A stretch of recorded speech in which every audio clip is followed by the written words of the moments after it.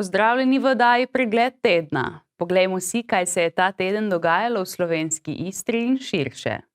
V načrt razvojnih programov za obdobje do leta 2028 je vlada uvrstila dozidavo izolske srednje šole Pietro Coppo. Investicija je ocenjena na nekaj manj kot 7 milijonov evrov, na Ministrstvu za vzgojo in izobraževanje pa so sporočili, da je njen cilj gradnja telovadnice in igrišč na strehi. S tem bi dijakom zagotovili kakovostno ter stalno dostopno infrastrukturo za izvajanje športne vzgoje in ostalih športnih aktivnosti. S tem bo omogočeno redno izvajanje športnih programov, ne da bi se na šoli soočali s težavami pri iskanju najemnih prostorov in omejenimi urniki ostalih objektov. 2877 kvadratnih metrov bi srednji šoli prineslo 4 dodatne vadbene površine, 2 osnovna vadbena prostora, 1 plesno borilno dvorano in fitnes ter 2 nepokriti igrišči na strehi. S temi pogoji bodo poskrbeli za boljšo telesno pripravljenost in zdravje mladih, hkrati pa bo telovadnica pomemben dejavnik pri spodbujanju discipline, timskega duha in splošno psihofizičnega razvoja dijakov. Za evidenčni projekt nove investicije v srednje šole je izdelana investicijska dokumentacija, idejna zasnova in projektna dokumentacija za pridobitev mnenj ter gradbenega dovoljenja, ki je še v pridobivanju.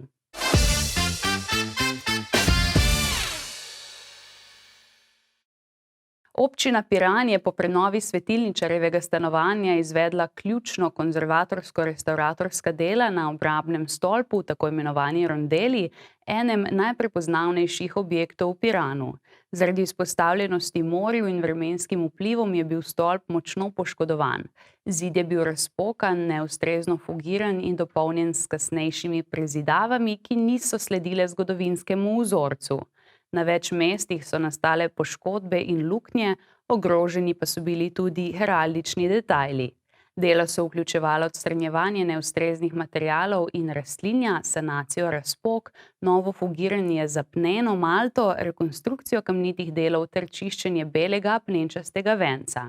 Uporabljena je bila replika rimske malte iz zdrobljene opeke, vulkanskega peska in apna, ki zagotavlja trajnost v obmorskem okolju. Jeseni bo restavrator Rok Pahor SP dokončal še obnovo ometa ob vhodu na svetilnik.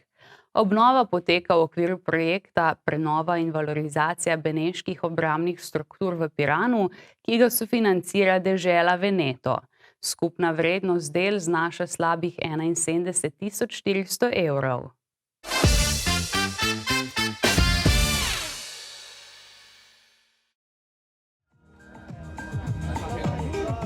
Nova postaja Altroke Istra Gourmet festivala se je včeraj odvila v objemu borovega gozdička nad vasjo Kubed. Dogodek, ki se mesečno seli po različnih krajih koprskega zaledja, je tudi tokrat združil najboljše iz lokalne kuhinje, vinske ponudbe in domače obrti.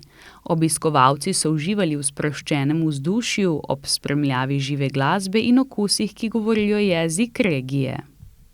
Imamo kar nekaj novih ponudnikov, zelo smo veseli, da so se odzvali, da so videli potencial dogodka in smo res veseli novih ponudnikov. Kako obiskani so te dogodki, se jih ljudje radi udeležujejo? Opažamo, da zelo radi, tudi predvsem lokalna skupnost in pa tudi turisti. Oglašujemo namreč tudi turistom, ki so mogoče trenutno na destinaciji in bi radi spoznali podeželje in lokalne ponudnike in se še malo podružili na ta lep poletni večer. Na 16 stojnicah so obiskovalci lahko izbirali med ponudbo različnih vin, koktejlov, tortelinov s tartufi, morskimi jedmi, ombolu v testu in še več. Imamo pa res kar zelo široko paleto vin.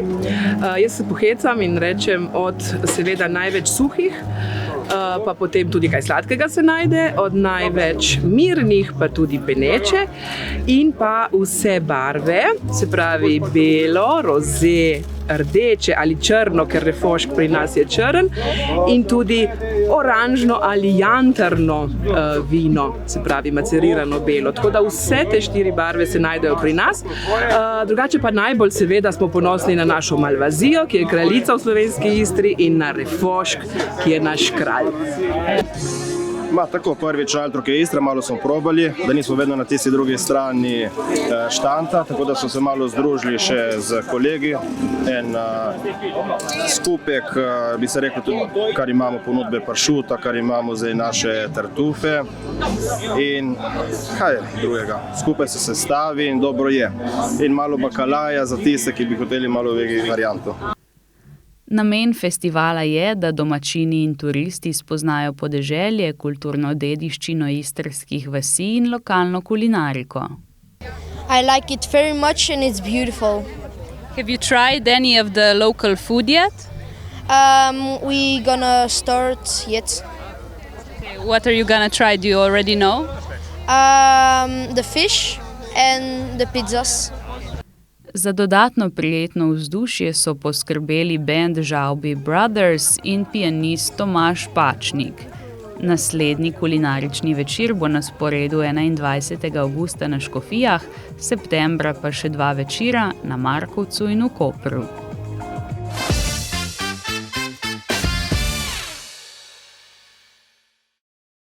Pretekli konec tedna je bil za vas Koštabona pomemben trenutek. Na tradicionalnem že 20. dogodku Elijevi dnevi so odkrili nov kip svetega Elija. Gre za blaženega diakona, ki je v 1. stoletju iz Ogleja prinesel krščanstvo v Istro. Prav zato velja tudi za apostola Kopra ter misionarja Istre.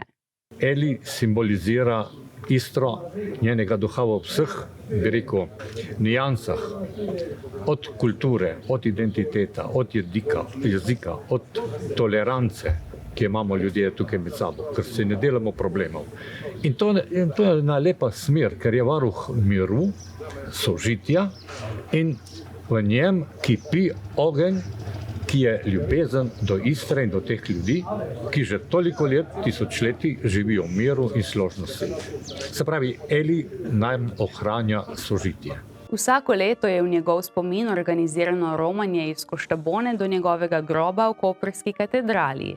Tam sledi počastitev njegovih relikvij ter romarska sveta maša. Kot običaj veleva pa so naslednji dan na praznik svetega Elija v njegovi vasi priredili slovesno sveto mašo v cerkvi svetega Kuzma in Damjana, ki jo je vodil koprski škof gospod dr. Peter Štumpf. Potem je sledilo slavnostno odkritje Elijevega kipa z blagoslovom, kulturnim programom in umetniško predstavitvijo dela Zvesta Polonija. Predstavili pa so tudi zgodovinske vire o svetem Eliju ter zgodbo o nastanku kipa. Ko se je začelo temniti, so se vsi navzoči podali pred šolo, kjer je bila predstavitev in blagoslov obnovitvenih del z druženjem in pogostitvijo. Vse skupaj pa se je zaključilo v nedeljo dopoldne s sveto mašo. V kulturnem programu so sodelovali številni pevski zbori, recitatorki Maja in Suzana Zadnik, pevka Tjaša Richter, Tedej Sušelj, gospod Janez Gregorc in nekateri drugi. Organizatorji so na koncu dejali, da moramo biti ponosni na rojaka svetega Elija, saj ga po 2000 letih še nihče ni izbrisal iz spomina Kopra. Omeniti velja, da sta Elijev kip in obnova šole projekta participativnega proračuna mestne občine Koper.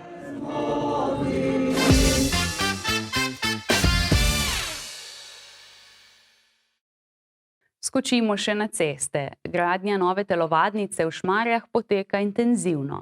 Zaradi del na kabelski kanalizaciji bo do konca avgusta v okolici osnovne šole Šmarje vzpostavljena delna ali popolna zapora prometa. Dela bodo potekala v 4 fazah. V prvih 2 bo delno zaprta lokalna cesta med krožiščem Srgaši in Šmarjami, od avtobusnega postajališča do zadružnega doma, promet bo potekal izmenično enosmerno s semaforjem. V naslednjih 2 fazah bo ta cesta prevozna, popolna zapora pa bo veljala za javno pot ob šoli. Ob popolnih zaporah bo stanovalcem omogočeno parkiranje v bližini, dostop do domov pa bo možen peš. Občina Izola bo ob Preširnovi cesti na gramozni površini pri stičišču s Kosovo ulico uredila nova parkirna mesta in poskrbela za ustrezno odvodnjavanje. Dostop bo možen iz krožišča pri osnovni šoli Vojke Šmuc. Parkirišče bo namenjeno predvsem staršem otrok iz vrtca Školka za kratkotrajno parkiranje ob prihodu in odhodu otrok.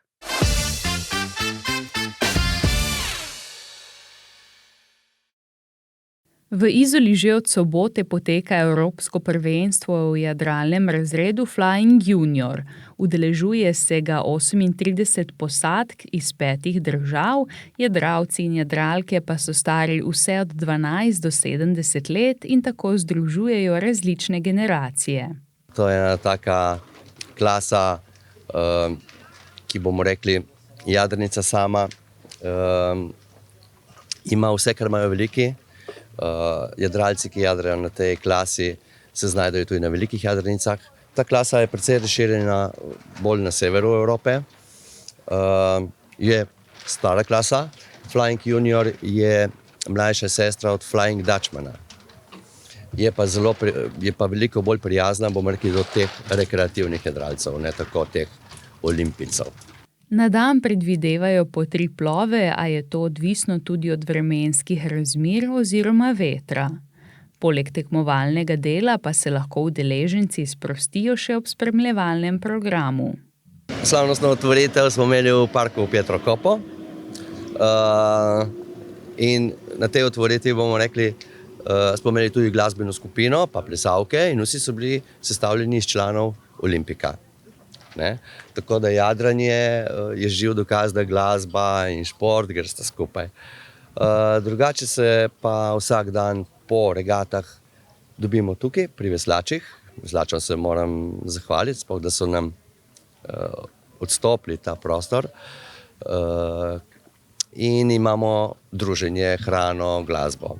Za jadralni klub Olimpik je to ena bolj zahtevnih regat. Za Olimpik pa je tako, ne? Mi smo situirani v ulici in tam nimamo infrastrukture, da bi lahko organizirali prvenstvo, ker pač zahteva ogromno prostora. In smo pač mogli vključiti vse akterje od lokalne skupnosti do športnih klubov, kot sem omenil Argo, Burja, Marina, ki nam je tudi odstopila infrastruktur, da lahko sploh izpeljemo eno tako tekmovanje na tem nivoju. Prvenstvo te vrste je prvo tako v Sloveniji in se danes zaključuje.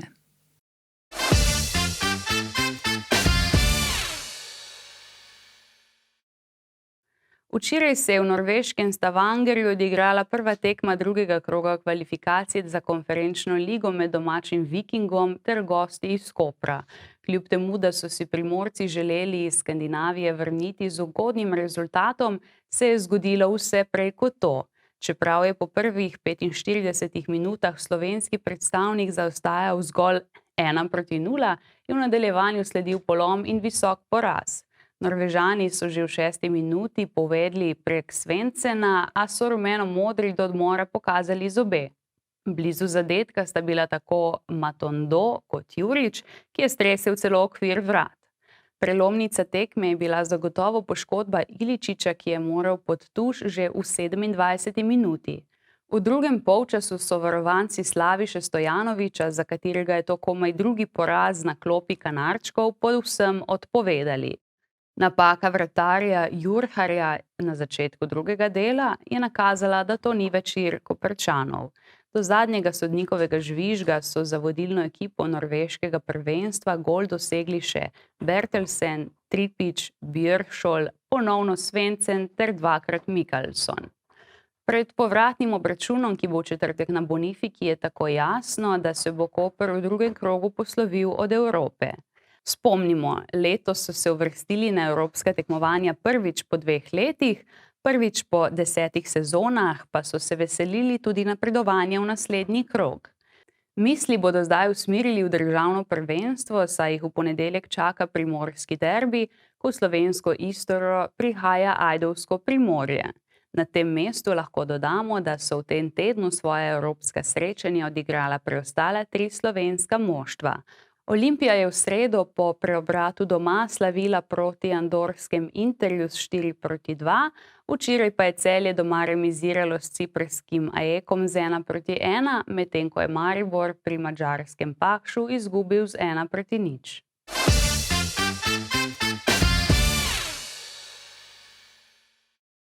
Pozdravljeni v posnetku tedna. Danes sva z vami Ana in Andraž, vajina najljubša novinarja televizije Megafon. Andraž, kaj smo danes pripravili našim gledalcem za posnetek tedna? Poletje je čas za morje, zato kaj ti pomaga čoln, barka ali jadrnica, če imaš lahko avtomobil? Poglejmo si novo prevozno sredstvo, ki je k nam prišlo iz prihodnosti.